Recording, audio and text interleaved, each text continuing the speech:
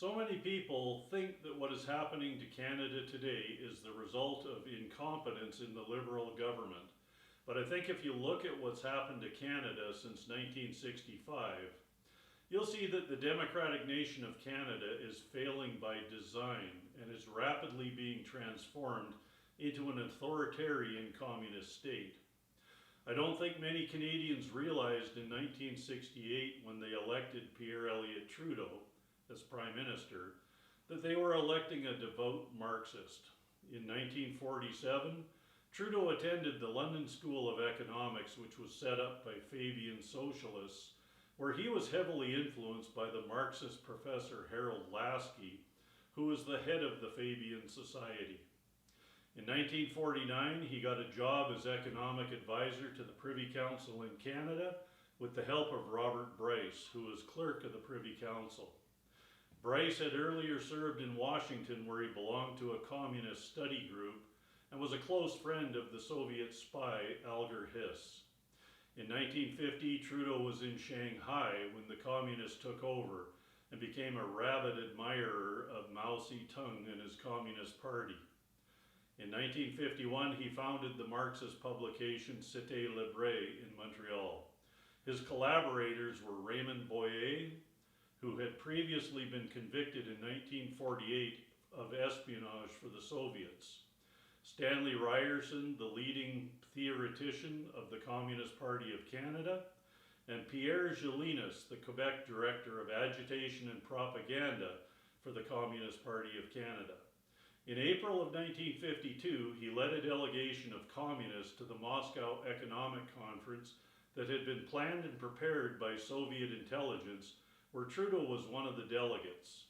In 1953, he was barred entry into the United States as an inadmissible person.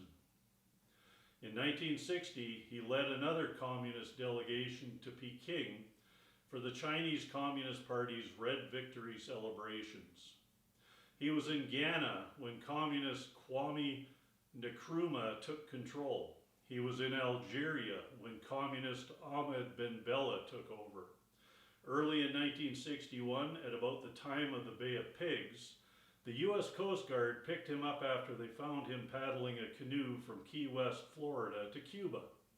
The Coast Guard had him deported, but he did manage to get to Cuba in 1964. When questioned by the media about why he went to these places, Trudeau refused to answer. Fidel Castro also refused to say why Trudeau was in Cuba. In 1961, he authored a chapter in a Marxist book titled The Social Purpose for Canada.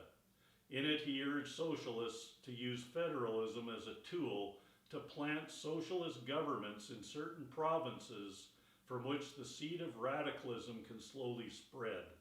His followers have had almost 60 years now spreading those seeds of radicalism, and we are seeing the fruits of those poison seeds coming to fruition today.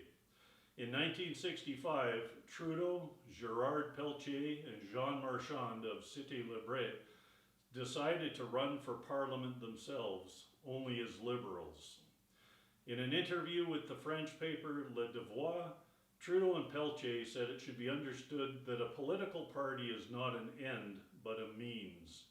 Trudeau's doctrine was to use the law, the government, and political parties to advance socialism. He believed the best way to impose socialism was to manipulate group after group and seize region after region. In 1967, Trudeau was named Justice Minister of Canada. He then began the government assault on family values, the Christian church, and on firearm owners. All crucial tactics used by Marxists to disrupt society and gain control. It was Pierre Trudeau that implemented the policy of multiculturalism. Marxists strategically promote multiculturalism to undermine traditional Western societies and advance socialist goals. Marxists have shifted from traditional economic class struggle, which failed to ignite revolutions in the West, to cultural battles, using multiculturalism to erode national identities, family structures, and capitalist systems. In April of 1971, Alan Stang, a retired FBI agent turned political commentator, wrote an article titled "Canada, How the Communists Took Control." In that article, he articulated how a Canadian member of Parliament that he was speaking with leaned across the table and told him Trudeau would starve you, your family, and everyone west of Winnipeg to death if he thought it meant one more ounce of political power. This isn't just the mindset of Pierre Trudeau. You'll find those infected with Marxism all have these beliefs and attitudes. I believe what we're witnessing in Canada today is the final implementation of Trudeau's plan from the 60s, the creation of the Communist State of Canada. Now let's fast forward to 2015, the year that Justin Trudeau was elected as Prime Minister, and we will see the same tactics being used. I know many people looked at Justin Trudeau as just an incompetent child buffoon, but remember, he was groomed by some of the most evil people on this planet at the World Economic Forum as one of their young global leaders and put into power here. He went into overdrive to finish his father's dream of implementing a communist state in Canada from the first day he became Prime Minister. He and the Liberal Party have been using Marxist tactics to divide and destroy the nation from within since 2015. Do you not remember how he said the country he admired most was Communist China? Under Justin Trudeau, Canada was rapidly being transformed into the totalitarian state his father dreamed of. From Trudeau dividing families during COVID, fostering hatred against people that chose not to get a vaccine, to giving special rights to the gay, lesbian, transgender, and other movements, to provoking attacks on Christians in the Christian church, opening the borders of the country to illegal invaders, and using the new Marxist tactic of climate change to strip people of their freedom.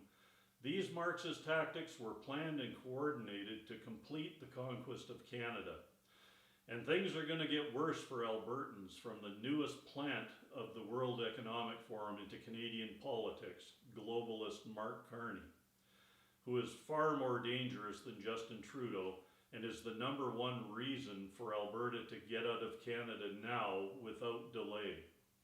While Justin Trudeau went about slowly destroying the economy in Canada, Carney has accelerated the pace of the destruction to force all Canadians into poverty and reliance on government. Marxists do this to create poverty where the people must rely on government handouts to survive. He's flooding the nation with people of incompatible cultures to cause further division between people, which at some point will end in violence between groups. This Marxist tactic gives the government the opportunity to use extreme force to make people comply to their will under the guise of doing it for your safety. At that point, you will have no more freedom. The only way Alberta can avoid this is through a declaration of independence, but we need the right government to do that. The people of Alberta need a clear path forward for independence and a plan afterwards. The Independence Party of Alberta is the only party with a clear plan for the complete overhaul of our system of government that will guarantee our people protection from tyranny. I admire the work done by the Alberta Prosperity Project in demonstrating the economic reasons for Alberta to leave Canada and become its own nation, and I encourage all Albertans to look at their research. I look forward to signing their petition for a referendum when it is ready, and I encourage every Albertan to sign it as well. However, they have been suggesting that after leaving Canada, Alberta should be governed as a constitutional democracy, and this is a serious flaw in their thinking. This is the exact form of government we are under today in Canada. It is the form of government that has permitted dictators to take control and rule by tyranny. Under that system, many wannabe dictators will be lining up to become the first president of Alberta, and if that's what Albertans have to look forward to after breaking away from Canada, there's no point in leaving. Why would you go through all of this work only to substitute the dictator in Ottawa with one in Alberta when you have a great opportunity to guarantee your freedom and prosperity now. In 1966, Dan Smoot, another former FBI agent and political commentator, said this: "The ideal of a democracy is universal equality. The ideal of a constitutional republic is individual liberty. A democracy always degenerates into dictatorship, which promises government-guaranteed equality and security, but it delivers nothing but poverty and serfdom for the people it robs and rules."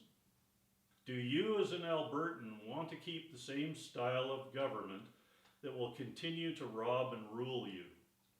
The Independence Party doesn't believe in kneeling before any monarch or puppet dictator. We need to rid ourselves of the monarchy that has been keeping us a colony of slaves for the Laurentian elites, and we need to rid ourselves of the communist influence governing Canada to protect Albertans. You as an Albertan need to be cautious about who you choose to support. There are several parties that claim to be for independence in Alberta.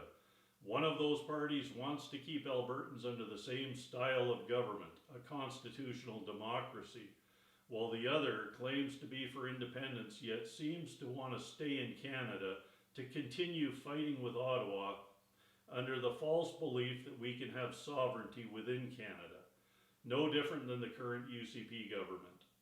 Only the complete restructuring of our system of government will truly give Albertans the freedom they desire and will make the efforts for a referendum driven by the Alberta Prosperity Project worthwhile.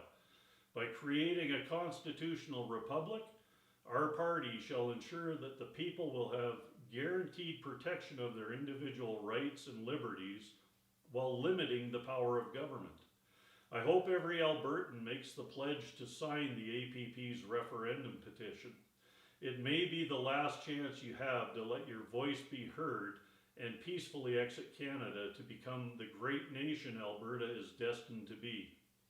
Join with us, the Independence Party of Alberta, and elect people with the political will to declare independence and make this happen for Alberta. You can read our vision for Alberta on our party website at tipalberta.org. If you would like me to make a presentation to a group or just have a discussion, contact me through our website.